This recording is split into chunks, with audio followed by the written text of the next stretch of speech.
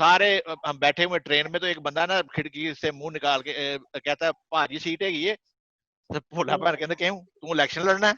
तो 5 मिनट बाद देखा कि जाहिद फजल और इंजमाम दोनों इकट्ठे बैठे हुए थे एक ही सीट पे, दोनों के सर जुड़े हुए हैं, मुंह खुले हुए हैं, दोनों सो रहे हैं। वो बड़ा एक फनी सीन था उस वक्त। तो माजिद भाई कहते हैं अच्छा ये बताओ कि मांगी कैसे थी?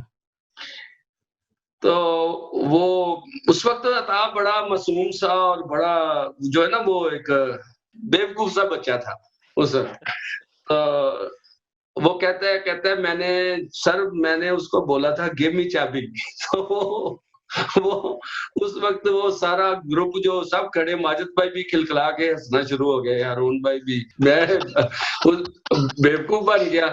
मैंने वो कॉल की तो वो बहरहाल फिर उसके पे करने पड़े। इंस्पेक्टर ने बोला कि अच्छा एक दूसरे के कान पकड़ो और बैठ के निकालो। अब 50-50 बैठ के निकलवाई। फिर उसके बाद बोला अब एक दूसरे को थप्पड़ मारो। तो मुझे आज भी याद है मैं और जाहिद फजल और फयाज और वो बिल्ला वाटी उसको बोलते थे बासत को, वो उसने पैर बना दिए। अब जाहिद फजल ने मुझे आराम से मारा थप्पड़, ठीक है। अब मेरे से ना उसको जोर से लग गया, तो वो मुझे गाली दे के कहता है मेरे दंद लाते नहीं। टी ब्रेक में मुझे मोइन खान मजाक में कहता है वो छोटे चक्के मारो, कहीं वो ये ना बोले कि प्रोटेस्ट ना कर दे कि अंडर 19 नहीं है। वो बहावलपुर की टीम इसकी माँ की कब्र की फोटो खींच लाई, ओहो, रिजवान मामू की ना।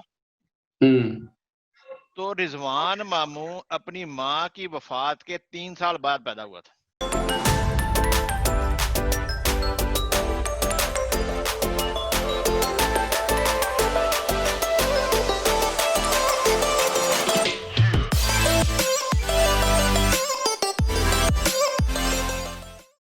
अस्सलाम वालेकुम, मैं हूं सलीम अकबर और आप देख रहे हैं chit chat with Saleem Akbar. आज मेरे साथ जो 2 गेस्ट हैं ये बहुत ही आला क्रिकेटर्स। एक का ताल्लुक डस्का से है, ये पाकिस्तान खेल चुके हैं, test, one day 121 first class matches खेल चुके हैं। विकेट कीपर बैट्समैन जनाब शकील अहमद। और जो दूसरे क्रिकेटर हैं इनका ताल्लुक गुजरांवाला से है। He was considered one of the best batsman of his generation, Sahad Abbas. ये गुजरांवाला की तरफ से अंडर 14, अंडर 16, अंडर 19 ट्रॉफी खेल चुके हैं और हमेशा इन्होंने बहुत अच्छा परफॉर्म किया। आइए उनसे बात करते हैं और उनकी लाइफ जर्नी के बारे में जानने की कोशिश करते हैं। अस्सलाम वालेकुम शकील भाई और जाहद भाई, थैंक यू वेरी मच जनाब, आप लोगों ने हमें टाइम दिया। शुक्रिया आपका सलीम। वालेकुम अस्सलाम। आप दोनों थैंक यू वेरी मच जनाब, आप दोनों हमारे माशाल्लाह सीनियर हैं। हम लोगों ने बड़ी क्रिकेट आपसे सीखी, आपको देखा, आपके अगेंस्ट खेलते रहे। आप दोनों ने गुजरांवाला डिवीजन का नाम पूरी दुनिया में रोशन किया है। आपकी परफॉर्मेंसेस माशाल्लाह बड़ी ही आउटस्टैंडिंग थी। और जिस वक्त आप लोग क्रिकेट खेलते थे मिड 80s और लेट 80s में, उस वक्त क्रिकेट का स्टैंडर्ड क्या था हमारे रीजन का? सलीम, ये लेट 80s में आप कह सकते हैं। लेट 80s में जब हम क्लब क्रिकेट और अंडर 19 और इस लेवल पे हम एक्सपोज हो रहे थे, क्लब क्रिकेट उस वक्त मेरे ख्याल में वो आप कह सकते हैं कि पीक पे थी। क्लब क्रिकेट बहुत हेल्थी थी उन दिनों में, बहुत अच्छे कंपटीशन होते थे, टूर्नामेंट्स होते थे और फिर क्राउड बड़ा इंटरेस्ट शो करता था, मैच देखने लोग आते थे, लोगों प्लेयर्स को इनकरेज करते थे और ये बड़ी एक अच्छी क्या कहते हैं एक सिचुएशन थी और एक हेल्थी एटमॉस्फेयर था यंगस्टर्स के लिए कि जो भी अच्छा प्लेयर होता था उन दिनों, वो उसकी कोशिश होती थी मैं इस मैच में मैं अच्छा खेलूं ताकि लोग मुझे अप्रिशिएट करें, प्रेज करें, मुझे मेरी तारीफें होंगी, लोग मेरे बारे में बातें करेंगे। जाहद भाई, आपको याद है कि जब आप कैप्टन थे, शकील भाई के अलावा आई थिंक जात फजल भी उसी टीम में थे। शकील एक्चुअली स्लाइड करेक्शन के, शकील एक्चुअली मेरे अंडर नहीं खेला। मेरे अंडर जो खेले हैं वो जाहिद फजल था, माजिद सईद था, और इसी तरह के और एक जिशान अली होता था क्रिकेटर। सियालकोट से जो मुझे याद है अच्छे प्लेयर, और जो जिस क्लब से शकील खेला उस क्लब में तो एंट्री ही बड़ी मुश्किल थी, जितने अच्छे अच्छे प्लेयर थे उसमें। और वो जिम खाना स्पोर्ट्स वालों की थी, if I remember it correctly. हाँ नजमी बिल्कुल साहब जी, होते थे, नजमी भाई नजमी जी, भाई, नजमी भाई नजमी जी हाँ जी। हाँ जी। और जिन क्रिकेटर्स के साथ मैं सियालकोट से खेला हुआ हूँ उनमें है एजाज है, शफीक उद्दो होता था, जाहिद महमूद जाही होता था, ताहिर भाई, और इसी तरह के बहुत सारे और क्रिकेटर्स। गुजरांवाला में ये था कि मैं आइडलाइज करता था फरद मसूद भाई को, बोला भाई जान। जी उनको देख देख के, उन्हीं को कॉपी कर करके, उन्हीं का तरह का बनने की कोशिश में मैंने क्रिकेट खेली गुजरांवाला में। और गुजरांवाला में जो अच्छे क्लब थे उनमें था सैटेलाइट टाउन जिम खाना था, सिटी क्रिकेट क्लब थी, पंजाब, और जो क्रिकेटर गुजरांवाला के थे फरहत मसूद भाई के अलावा आबिद सरवर, मेरे उस्ताद जी, उनके बड़े भाई फारूक भाई, और एक जो क्रिकेटर मुझे बहुत पसंद था गुजरांवाला में वो थे जहांदेव खान साहब, वेरी स्टाइलिश, और जिस तरह वो अपने आप को कैरी करते थे दैट वाज अमेजिंग। मेरे लिए ये वो लोग थे जिनको देख देख के मैंने क्रिकेट शुरू की और जिनकी तरह का मैं बनना चाहता था। यंग एज में आप लोगों का क्रिकेट में मेंटोर कौन था? किन लोगों ने आपकी काफी हेल्प की शुरू के दिनों में? जैसा कि जाहिद ने बोला कि उनके सामने कोई रोल मॉडल था जिसको वो फॉलो करते थे। मेरी सिचुएशन थोड़ी डिफरेंट है। मैं डस्का में क्लब क्रिकेट खेली सारी। हमारे डस्का में कोई ऐसा कोई रोल मॉडल नहीं था मेरे लिए, कोई ऐसा जिसको मैं फॉलो करूं और जो अच्छी क्रिकेट खेला हो। मेरा एक कजन था खालिद जमील, वो हमारे डस्का लेवल पे, तहसील लेवल पे उसका काफी नाम था, बहुत अच्छा प्लेयर था, और कोई फर्स्ट क्लास वगैरह वो नहीं खेला, लेकिन ये है कि उसको उसके साथ बड़ा एक मिसहैप हुआ, उसको बेचारे को गोली मार दी गई और अल्लाह को प्यारा हो गया। अल्लाह ताला उसको जन्नतुल फिरदौस में अल्लाह मुकाम दे।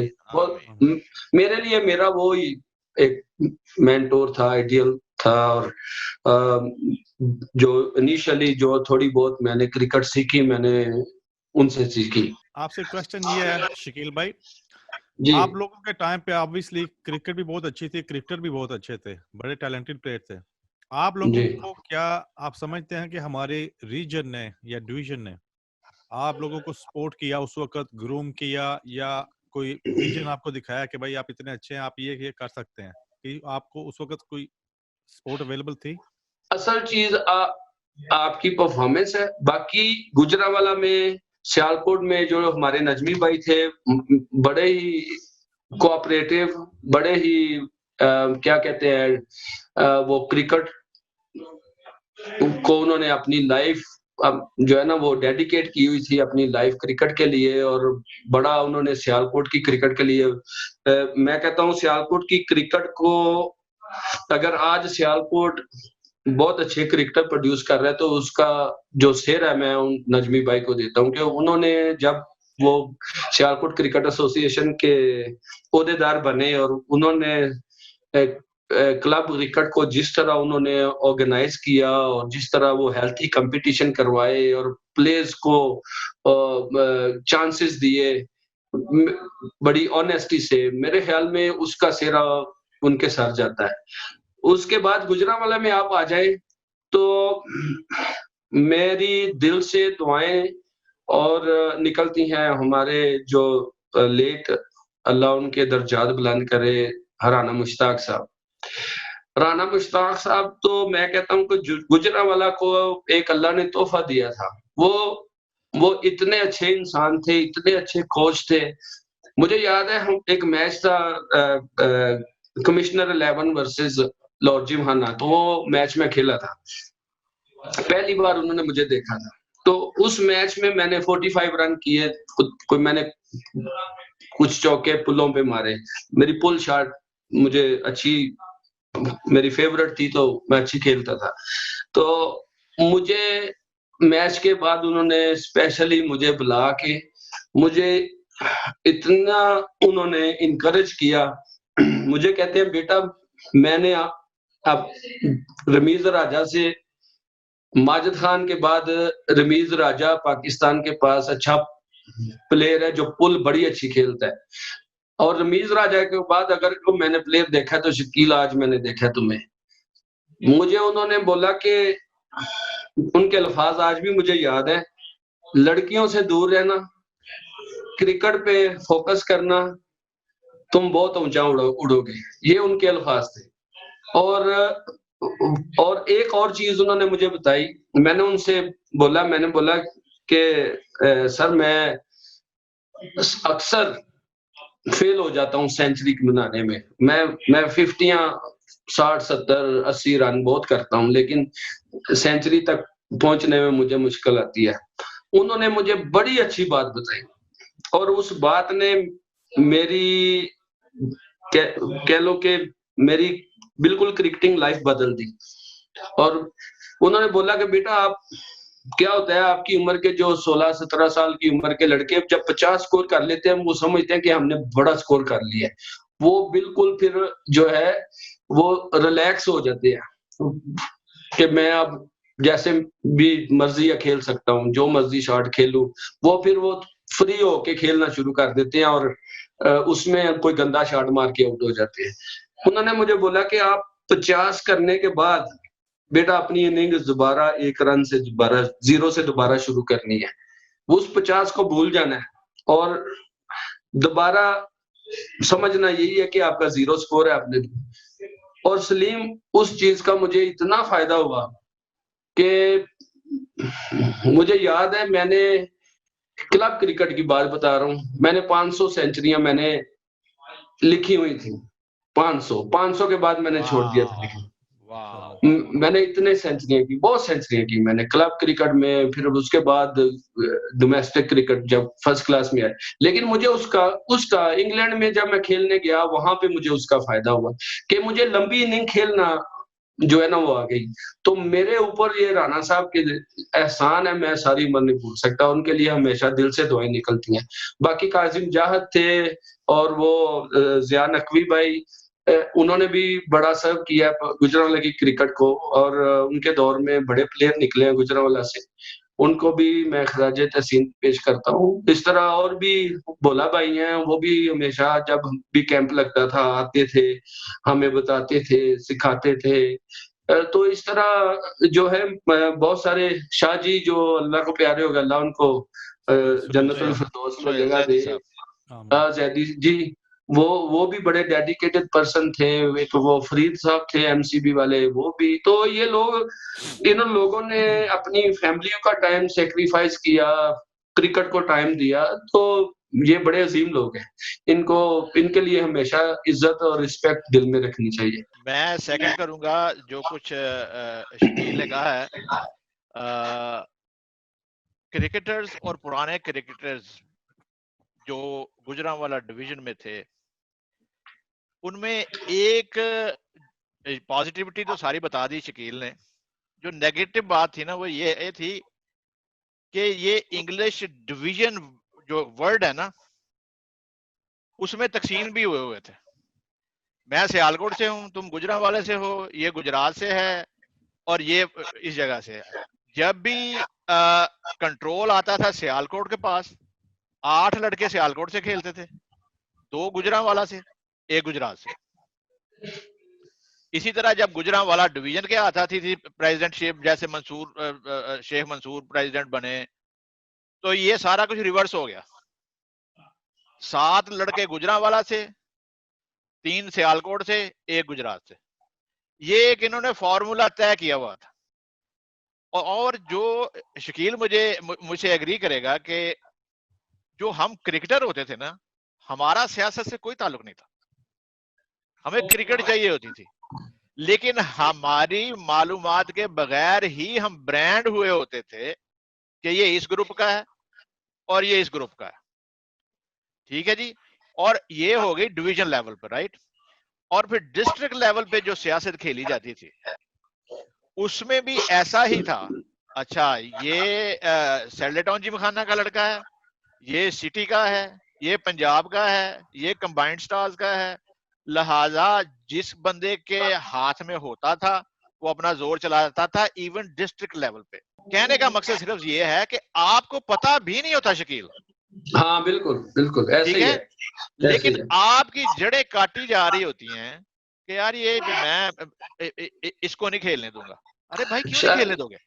बिल्कुल जाहिद, मैं बात काट रहा हूँ आपकी कि कई प्लेयर ऐसे बेचारे वो क्रिकेट छोड़ गए हैं, या वो बेचारे इतना उनके साथ जुल्म हुआ है कि अगर आप का क्लब जो है जिसमें आप खेलते हो वो जो ग्रुप पावर में है उसके एंटी ग्रुप में है, तो आपका कोई चांस ही नहीं है, आपको सिलेक्ट किया जाएगा चाहे आप एब्सोल्युटली, कितने अच्छे प्लेयर हो। एब्सोल्युटली। ये वाकई ये प्लेयरों के ऊपर बहुत जुल्म होता है, और करने वाले यही लोग हैं जो ग्रुपिंग में इन्वॉल्व होते हैं। उसमें प्लेयर बेचारा किसी ग्रुप में नहीं होता, लेकिन छुरी प्लेयर पे चल जाती है। ये वैसे बहुत अफसोसनाक चीज है, और इससे बहुत सारे प्लेयर जाया होते हैं। अच्छा, तो शकील भाई, ज़ाहिद भाई, आपके पॉइंट ऑफ व्यू से हम क्या स्टेप्स ले सकते हैं कि अपने गुजरांवाला के क्रिकेट को, अपने रीजन के क्रिकेट को रिवाइव करें और इम्प्रूव करें? ज़ाहिद भाई, आपसे पहले। सबसे पहला स्टेप तो ये है कि पॉलिटिक्स को किसी तरह जो है ना वो खत्म किया जाए। बेसिकली जो भी लोग इस वक्त इन्वॉल्व है ना गुजरांवाला डिवीजन के क्रिकेट में, जो करता धरता है इस क्रिकेट को, उनके पैरेलल एक सिस्टम लाए अगर इनको निकालना है तो, क्योंकि ये इतने इंटरेस्टेड हैं, इनका इंटरेस्ट जो है ना वो इतना मतलब पैथेटिक है कि ये प्लेयर की केयर बिल्कुल नहीं करेंगे। ये केयर ये करेंगे कि ये पावर जो है ना उस पर होल्ड ऑन कैसे कर सकते हैं, कैसे ये मनूवर करें, इस क्लब को इस तरह, इसको इस तरह, इसको इस तरह। वो जो धड़ेबाजी है ना, somehow we have to stop that। ये है आपका स्टार्टिंग पॉइंट। उसके बाद है कि आपने जो टैलेंट पूल जो भी है सिटी में, डिस्ट्रिक्ट लेवल पे, क्लब लेवल पे, उसको किसी ना किसी तरह एक पूल बनाकर तो उन बच्चों को ये आजादी देनी है कि उनको ये फिक्र ना हो कि यार अगर हम फेल हो गए, हमने ना कुछ कर सके तो बनेगा क्या। इसी तरह ये जो आप सलीम, आपके जो आइडियाज है ना, दे आर वो क्या कहते हैं, रेवोल्यूशनरी हैं।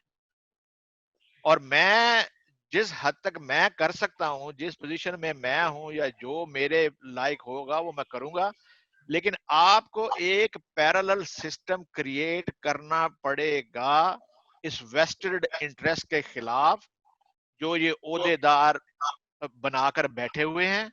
ये ना यंग क्रिकेटर्स को ऊपर आने देते हैं, बल्कि इन्होंने क्रिकेट का बेड़ा गर्क कर दिया है। जो शुरू शुरू में इमरान खान एक लफ्ज इस्तेमाल किया करते थे, सत्यानाश कर दिया।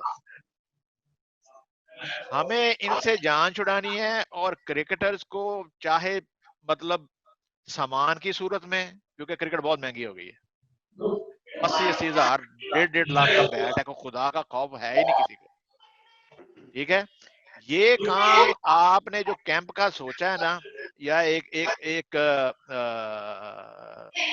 ऑर्गेनाइजेशन का जो गुजरांवाला में हो या डस्का में हो या कहीं भी हो, वहां पर आपने मेक श्योर करना है कि ये जो सियासी लोग हैं ना ये इंटरफेयर बिल्कुल ना करें। These are my 2 cents. बाकी शकील जो है वो आपको बताएंगे माशाल्लाह के उनके क्या।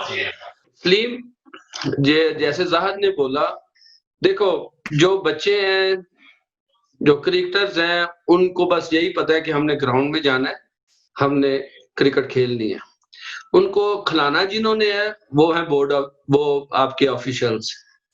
जब तक ये ऑफिशियल्स जो हैं ये ऑनेस्ट नहीं होंगे, ये अपनी वो क्रिकेट के साथ ऑनेस्ट नहीं होंगे, तब तक बच्चे बेचारे कभी भी जो हैं वो अच्छी क्रिकेट नहीं खेलेंगे, वो विक्टिम वो बनते हैं।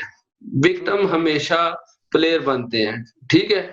और बगैर किसी कसूर के।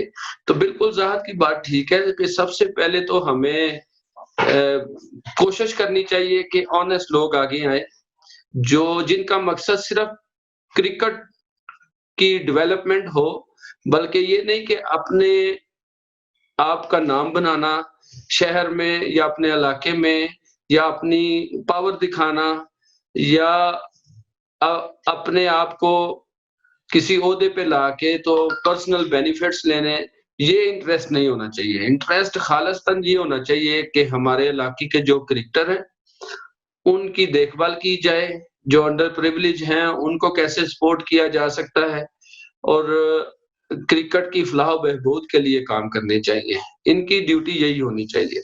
अगर अच्छे लोग होंगे, तो प्लेयरों को अच्छी प्रैक्टिस मिलेगी, अच्छे मैचेस मिलेंगे, अच्छे कॉम्पिटिशन मिलेंगे, अच्छी उनको क्या कहते हैं तरबियत मिलेगी और अच्छे प्लेयर बन के वो निकलेंगे, अच्छे इंसान बन के निकलेंगे।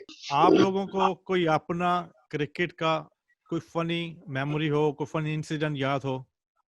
I'll go Zahid first. भाई आपसे या I'll go first. शकील को याद होगा कि हम पैटर्न्स ट्रॉफी खेलने गए इस्लामाबाद के खिलाफ हमारा मैच था। उन्होंने इतने रोंद मारे यार, इतने रोंद मारे, ओ माय गॉड। और दूसरे उन्होंने जो पिच पे खिला दिया ना, वो पिच के बाहर बॉल पड़ता था और ऑफ स्टंप के बाहर निकल जाता था, इतनी स्पिन होती थी। और मैं और जाहिद फजल नॉट आउट आए और रात को हमारी मीटिंग हुई होटल में। ताहिर महमूद भाई कप्तान थे। मीटिंग हुई तो उन्होंने कहा जाहिद अगर तुसी पहले 2 घंटे कढ़ गए ना ते मैच जेड़ा ना बच सकदा है। एंडी सियाल गुड़िया बोल देने ना, और कंध खलोता था। हाँ। ਅਸੀਂ जनाब अगले दिन गए, ਉਹ स्पिनर लगा सी खब्बा, ਮੈਨੂੰ चंगी तरह याद है भी, मैं पंजाबी शुरू हो गया। मुझे अच्छी तरह याद है कि एज लगा, पाँव पे बॉल लगा और कैच हो गया। मैं मेरा ख्याल में 1.5 अपना दिन में मैंने टोटल 35 रन किए और जाहिद फजल भी इसी तरह आउट हो गया। तो हम मैच हार गए। तो वापसी पे पिंडी से हमने लेनी थी ट्रेन। सारे जनाब सड़े बुझे, फरद भाई था, वो फरुख नागी होता था, फरद नागी वो था, शकील आप थे, वो सारे हम बैठे हुए ट्रेन में। तो एक बंदा ना खिड़की से मुंह निकाल के कहता है भाजी सीट है ये। तो भोला भैन कहते क्यों तू इलेक्शन लड़ना है?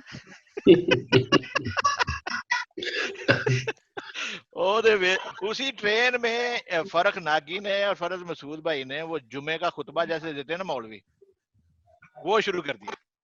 हंसा हंसा के गुजरा वाला तक पता ही नहीं चला कि कब सफर खत्म हुआ है।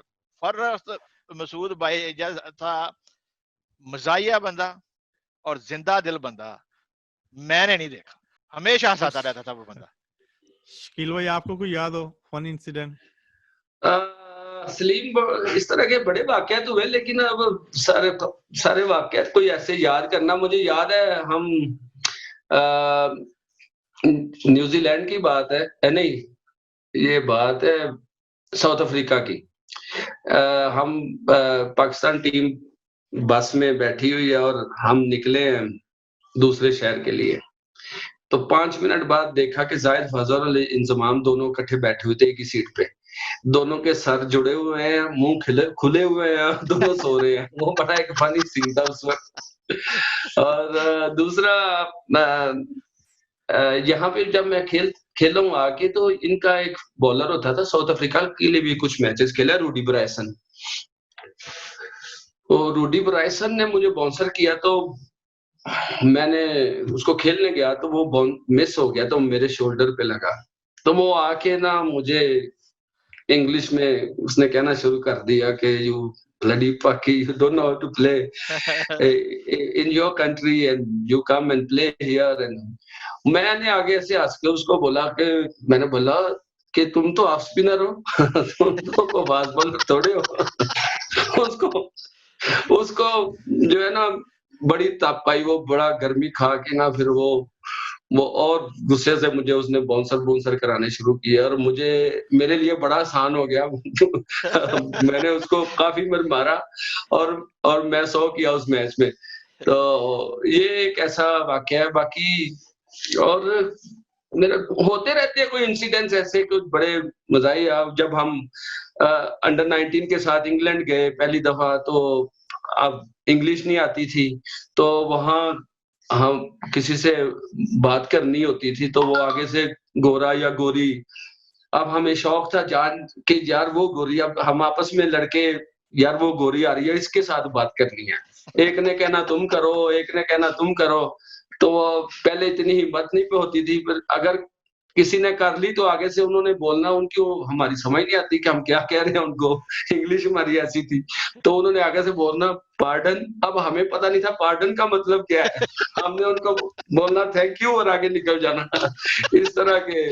फिर एक वाकया हुआ था अताउर रहमान के साथ, कुछ अपना होटल में, वो उसी टूर पे, तो वहाँ जो क्या कहते हैं रूम हाउसकीपिंग की कोई लड़की थी, तो अता को शायद उसकी समझ नहीं आई या उसको अता की समझ नहीं आई, बहरहाल वो थोड़ी सी कोई शिकायत उसने अपने मैनेजर को बोली। तो वो माजिद भाई हमारे मैनेजर थे, माजिद खान, तो उन्होंने टीम मीटिंग बुला ली और उन्होंने बोला कि इस तरह एक हाउसकीपिंग की लड़की ने कोई शिकायत की है कि किसी प्लेयर ने शायद उसके साथ कोई मिसबिहेव किया है या क्या किया है। तो उसमें अब सब खड़े हैं, ये बात है, हम लॉर्ड्स में प्रैक्टिस के लिए गए थे, तो वहां पे अब माजिद भाई ने मीटिंग बुला ली। अब सब खड़े हैं, सब मुंह एक दूसरे का देख रहे हैं। तो अचानक अताउर रहमान आगे आया, तो उसने बोला जी माजिद भाई जी, मेरे जब माजिद भाई ने अताउर रहमान को देखा ना, तो माजिद भाई उनकी हंसी निकल गई। तो मुझे कहते हैं अता क्या हुआ था?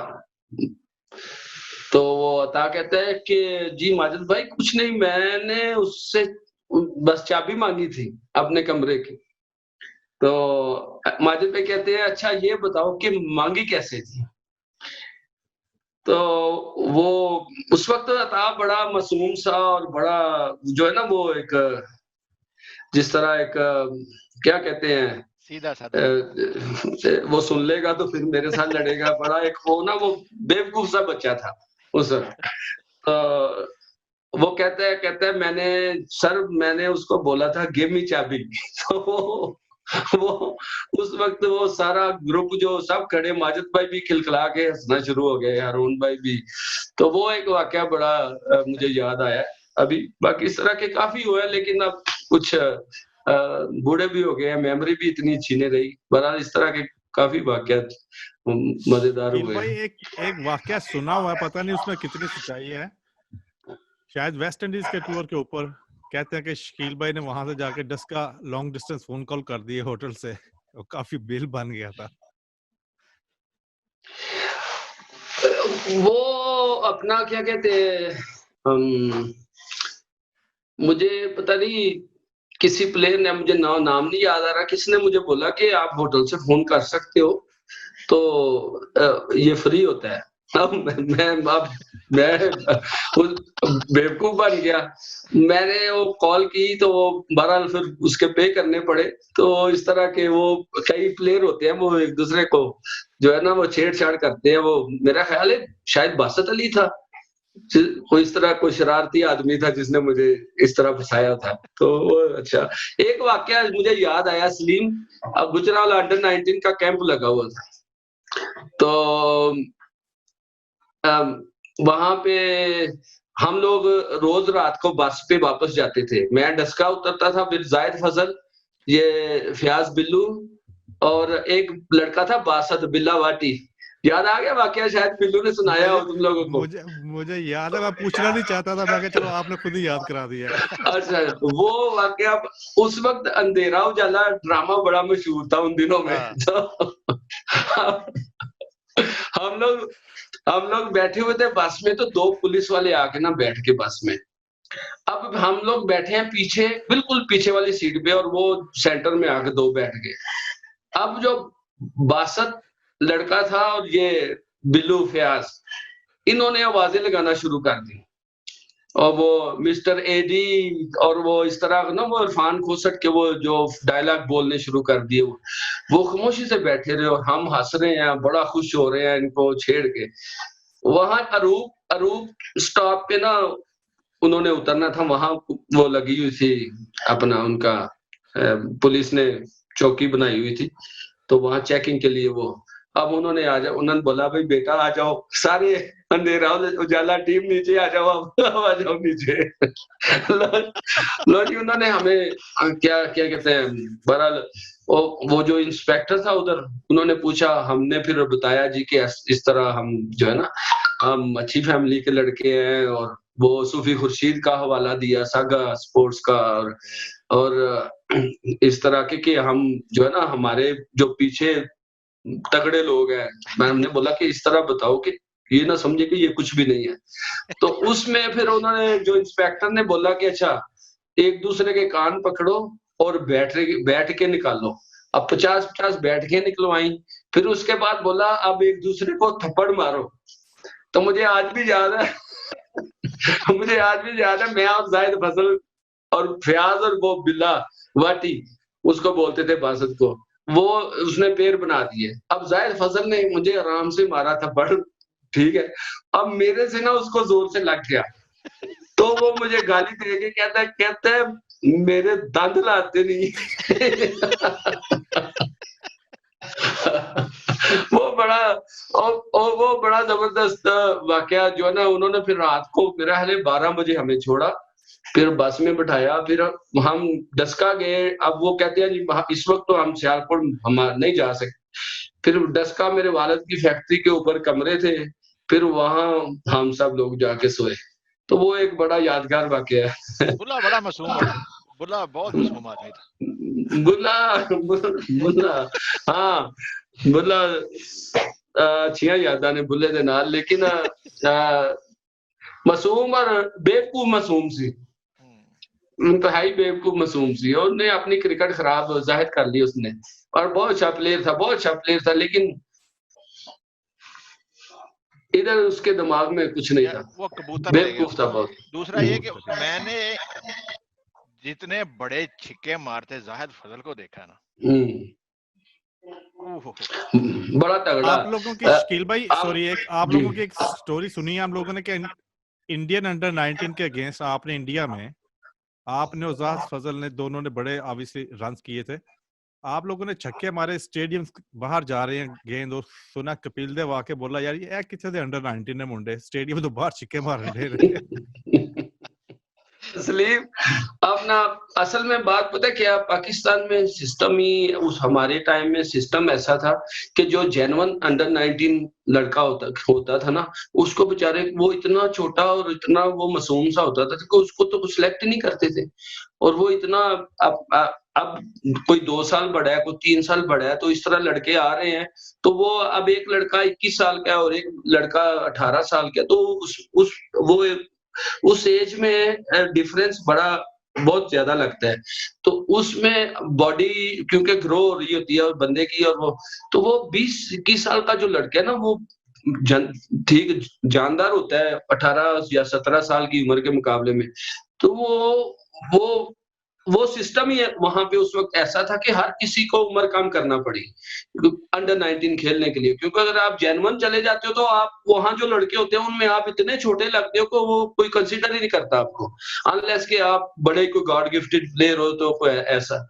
तो बात ठीक है, मुझे याद है मैंने जब कलकत्ते में 200 किए थे, तो उस वक्त टी ब्रेक में मुझे मोइन खान मजाक में कहता है वो छोटे छक्के मारो, कहीं वो ये ना बोले कि प्रोटेस्ट ना कर दे कि अंडर 19 नहीं है। जाहिद फजल ने इंग्लैंड में जब गए, जाहिद फजल ने कौन सी है, नॉर्थैम्पटनशायर काउंटी, उनके ग्राउंड में जाहिद फजल ने ग्राउंड के बाहर छक्के फेंक दिए थे, इतने बड़े छक्के मारे थे। तो मुझे याद है मैं माजिद भाई के पास खड़ा था उस वक़्त जब ज़ाहिद बैटिंग कर रहा था। तो माजिद भाई मुझे कहते हैं कि अंडर 19 इतना बड़ा छक्का नहीं मार सकता मुझे वो दौर में अगर आप देखो ना तो हर कोई उम्र कम करके खेला है। किसी ने 2 साल की है, किसी ने साल की है, किसी ने 3 साल की है, लेकिन हर कोई जब अंडर 19 खेला है ना तो वो ऐसे ही करके खेला है। अल्लाह बख्शे आमिर वसीम को इजाज की कप्तानी में अंडर 19 टीम बनी जब मैं पहली दफा अंडर 19 सेलेक्ट हुआ। और अच्छा। मैच था फैसलाबाद में, था LCCA के साथ। तो अल्लाह बख्शे आमिर वसीम जो है ना वो असिस्टेंट मैनेजर बन के गया था। एहतशाम साहब होते थे एक, वो मैनेजर थे हाँ और ठीक कह रहे ये असिस्टेंट मैनेजर। हो। अच्छा उधर जाके आमिर वसीम टीम में खेल गया हाँ, आजाद ऐसे ही था बिल्कुल। लेकिन ये क्या है कि अब सिस्टम पहले से अच्छा हो गया है, अब अच्छा हो गया। लेकिन अभी क्या करते हैं, जैसे जाहिद आपका बेटा है, आप चाहते हो कि मेरा बेटा क्रिकेटर बने, जब उसकी पैदाइश होती है उसका 1 साल 1.5 साल 2 साल उसका नाम रजिस्टर्ड नहीं कराते, उसको 2 साल बाद रजिस्टर्ड कराएंगे कि देखे जी हमने उम्र कम नहीं करवाई, कोई ना कोई तरीका निकाल लेते हैं हम लोग। No problem. रिजवान मामू एक लड़का होता था लाहौर का, हाँ लेफ्टी। मामू बड़ा मशहूर था लेफ्टी। हाँ अच्छा, अंडर 14 जो टूर्नामेंट हुआ ना जिसे पंजाब की टीम बननी थी 1983 में, वो बहावलपुर की टीम इसकी माँ की कब्र की फोटो खींच लाई, ओहो रिजवान मामू की ना। तो रिजवान मामू अपनी माँ की वफात के 3 साल बाद पैदा हुआ था। ओहो इस तरह उम्र अच्छा कम की हुई थी इसने, हाँ रिजवान मामू ने। ऐसे ही था हर किसी ने, क्योंकि कोई ऑप्शन नहीं थी लड़कों के पास। अगर आप जेन्युइन अंडर 19 हो आप सिलेक्ट ही नहीं होते थे। आप यंगस्टर्स को क्या मशवरा देना चाहेंगे? जाहिद भाई आपसे स्टार्ट करते हैं। यंगस्टर से यही है कि अपनी अपनी गेम के साथ जो है ना वो सिंसियर हों, एक्सरसाइज कभी ना छोड़ें, और अगर आप क्रिकेटर बनना चाहते हैं तो अपने सीनियर्स की इज्जत करें, उनकी बातों को गौर से सुने और उन पर अमल करें। आपको एक मिसाल अभी शकील ने दी थी कि राना मुश्ताक साहब मरहूम ने, मैंने उनसे कहा कि मैं 50 के बाद मतलब 70s 80s बहुत करता हूं लेकिन 100 नहीं करता। तो उन्होंने सिर्फ एक टिप दी जिससे शकील जैसा कैरेक्टर जो है वो रिफाइन होकर निकला। सो यू नेवर नो कि आप अपने सीनियर से बात करो कि दिस इज माय प्रॉब्लम, मैं क्या कर रहा हूँ, मेरी ट्रिगर मूवमेंट ठीक नहीं है, मेरा पाँव जो है वो बॉल की तरफ नहीं जा रहा, मैं आउट स्विंग सही नहीं खेलता, मैं इन स्विंग मुझसे नहीं सही खेली जाती, मैं क्या करूं। और उसके बाद उस पर मेहनत करें। वो जो आपकी कमजोरियां हैं उन पे बार बार प्रैक्टिस में सिर्फ वो कमजोरियों पे प्रैक्टिस करें कि ये मैं अपनी स्ट्रेंथ बनाऊं। शकील जैसे क्रिकेटर या शकील के इरा के जो क्रिकेटर हैं वो ऐसे ही नहीं बन गए थे। आपको शकील हमने देखा है शकील ने जनाब 500-100 कर दिए हैं, तो क्या ये ऐसे ही पैदा हुआ था? इससे पूछें इसने कितनी मेहनत की होंगी, इसने कितनी सेक्रीफाइसेस की होंगी, कितनी नाइट्स की स्लीप इसने नहीं ली होगी, कितने ये सुबह सुबह जागा होगा। क्रिकेटर सारे बनना चाहते हैं, ऊपर कौन आता है? जो मेहनत करता है, जो सिंसियर है अपनी क्रिकेट के साथ, जो कुछ भी करने के लिए तैयार है, जो ह्यूमनली पॉसिबल है वो करने के लिए। जब आप अपनी लगन और अपनी स्पोर्ट से इतने सिंसियर होंगे तो आगे बढ़ेंगे, क्योंकि पूरा मुल्क क्रिकेट खेल रहा है। वेल सर, आप शकील भाई आप क्या एडवाइस करना चाहेंगे यंगस्टर्स को? देखिए सलीम, कोई भी यंगस्टर जो क्रिकेटर बनना चाहता है उसके लिए मेहनत तो जो है ना वो पहली चीज है कि सिंसियर होके आप मेहनत करो, ठीक है, आप अपनी पूरी एफर्ट करो, उसके बाद अल्लाह हमेशा जो है ना मेहनती को उसका फल जरूर देता है। दूसरी बात ये है कि मैं जितने भी यंगस्टर्स हैं उनको एडवाइस करूंगा कि आप क्रिकेट को टाइम दें, आप मेहनत करें, लेकिन साथ अपनी पढ़ाई पे जरूर टाइम दें, पढ़ाई को जरूर Absolutely. बिल्कुल निगलेक्ट ना करें। क्यों कि अगर देखें स्पोर्ट्स आपको खुदा न खास्ता आप बहुत अच्छे प्लेयर हो, अभी आप ग्रूम कर रहे हो और आप देख रहे हो कि मैं कल को अच्छा प्लेयर बन सकता हूँ, खुदा न खास्ता कोई मिसहैप हो जाता है, कोई एक्सीडेंट हो जाता है, आपको कोई फिजिकल इंजरी हो जाती है, आपकी क्रिकेट खत्म हो जाती है, तो फिर आपके पास क्या ऑप्शन है? तो मैं इसलिए सब यंगस्टर्स को ये जरूर बोलूंगा कि जो गलतियां हमारे इरा के लड़कों ने की वो आप लोग ना करें प्लीज। आप जरूर पढ़ाई पे तवज्जो दें, तालीम अच्छी तालीम हासिल करें और उसके बाद आप क्रिकेट पे भी मेहनत करें। और अगर आप समझते हैं कि मैं तालीम जो है बहुत अच्छी तालीम हासिल करना, बहुत हर कोई अच्छा क्रिकेटर नहीं होता, हर कोई अच्छा स्टूडेंट नहीं होता, तो साथ में कोई ऐसा काम जरूर सीखें कि अगर आप क्रिकेटर नहीं बनते तो वो काम जो आप सीखते हैं, आप हैंडीमैन बनते हैं, आप प्लम्बर का काम सीखते हैं, या आप कारपेंटर बन जाते हैं, या आप कार मैकेनिक बन जाते हैं, कुछ भी काम आप करें, वो जरूर आपके पास सेकंड ऑप्शन होनी चाहिए जिससे आप और अपने आप को और अपनी फैमिली को सपोर्ट कर सको। सिर्फ क्रिकेट पे रिलाई करना जो है ना वो बहुत खतरनाक हो सकता है आगे प्रैक्टिकल लाइफ में जाके। बस मैं ये मैसेज देना चाहता हूँ अपने यंगस्टर्स को। मैं सलीम एक मैसेज देना चाहता हूँ अपने पाकिस्तानियों को जो पाकिस्तान में रहते हैं और पाकिस्तान से बाहर रहते हैं। हमें कोई काम ऐसा नहीं करना चाहिए जिससे हमारे ऊपर और हमारे नाम पे और हमारे मुल्क के नाम पे आँच आए, मुल्क की बदनामी का बास बने। और हम स्पेशली जो लोग पाकिस्तान में रहते हैं, हम अपने आप को, अपने बच्चों को एजुकेट करें कि पाकिस्तान के साथ प्यार करें। अभी तक जो मुझे लगता है कि हम पाकिस्तान के साथ इतना ही प्यार करते हैं तरानों की हद तक, 14 अगस्त की हद तक वर्बल प्यार है, प्रैक्टिकल हम कुछ नहीं करते हम अपने मुल्क के लिए।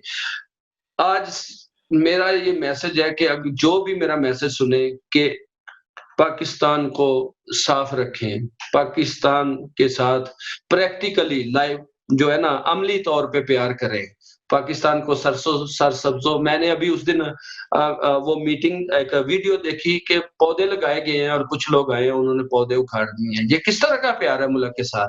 इन पौधों का किसको फायदा होगा? कौम को फायदा होगा, मुल्क को फायदा होगा। तो ऐसे काम करें जिससे आपको हमारा मुल्क अच्छा हो, हमारे मुल्क को आप साफ रखें, हमारे मुल्क की सड़कों से, गलियों से, इमारतों से प्यार करें, लोगों से प्यार करें, लोगों को एजुकेट करें, उनको समझाएं जो है ना कि ये अल्लाह का दिया हुआ एक तोहफा है हमारे लिए, हमने इसकी कदर करनी है। पाकिस्तान के साथ ही हमारी पहचान है, पाकिस्तान के साथ ही हमारी शान है, हमारी आन है। तो हम हैं तो पाकिस्तान है तो हम हैं। जो है इस वजह से मेरी ये रिक्वेस्ट है सब पाकिस्तानियों से कि हम अमली तौर पे पाकिस्तान के साथ प्यार करें और पाकिस्तान को एक अच्छा और तरक्की याफ्ता मुल्क बनाने में एक दूसरे का साथ दें। थैंक यू जी। अच्छा जी, जाहिद भाई हमारे program chit chat with Saleem Akbar के बारे में कोई कमेंट्स देना चाहेंगे? Salim, I don't know how to appreciate you कि ये जो आपने इनिशिएटिव लिया है ना, मैं अपने सारे बचपन के दोस्त से मिल लिया हूँ इस प्रोग्राम के जरिए, और आपके इस प्रोग्राम और इस इनिशिएटिव के बारे में बड़ा जज्बाती हूँ। मैंने अपने सारे दोस्त आपके फेसबुक पेज के जरिए, जिनके साथ मैं पला बड़ा, क्रिकेट खेली, वो अब सारे मेरे फेसबुक पे मेरे फ्रेंड्स हैं। हम हर दूसरे हफ्ते एक दूसरे से बात करके तो पुरानी यादों पर रिफ्लेक्ट करते हैं। तो मैं आपका शुक्रिया अदा करता हूँ, आपके चैनल का शुक्रिया अदा करता हूँ, जिसकी वजह से मैंने अपने बचपन के वो सारे मोमेंट्स रीलिव किए हैं। और मैं ये भी कहूँगा जो शकील ने सारा कुछ कहा है वो तो अपनी जगह है ही। दूसरा ये मैं जरूर कहूँगा कि जहां कहीं भी हम आपके किसी भी प्रोग्राम में फिट होते हो, प्लीज कंसिडर अस इन। ये जो आप कैंप की बात कर रहे हैं, ये जो आप यंगस्टर्स को ग्रूम करने की बात कर रहे हैं, इसमें any kind of support, financial और otherwise, because we are so far away from Pakistan, we can not be there physically, लेकिन वो फारसी में कहते हैं ना, दामे दरमे सुखने, जहां भी आप समझें कि हम इस काबिल हैं कि कुछ कर सकते हैं, will be there for you. जी शकील भाई। शुक्रिया, बहुत बहुत शुक्रिया सलीम, माशाल्लाह आप बड़ा अच्छा काम कर रहे हो।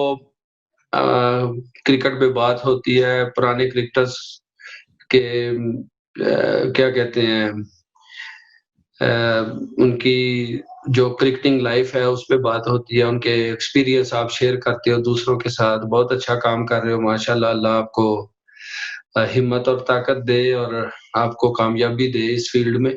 और आगे हम जो इनिशिएटिव स्टार्ट कर रहे हैं गुजरांवाला में, उसके लिए मुझे आप लोगों की हेल्प, आपकी गाइडेंस की जरूरत होगी, मेरी ब्लेसिंग्स जान, की जरूरत होगी। मेरी जान, any time, any time. Thank you very much once इंशाल्लाह। अगेन। ओके जी, ओके शकील। तो जी नाजरीन, आपको कैसा लगा हमारा ये प्रोग्राम? उम्मीद है कि आपको पसंद आया होगा। अपनी फीडबैक से हमें ज़रूर आगाह करें ताकि हम इसको और बेहतर तरीके से पेश कर सकें।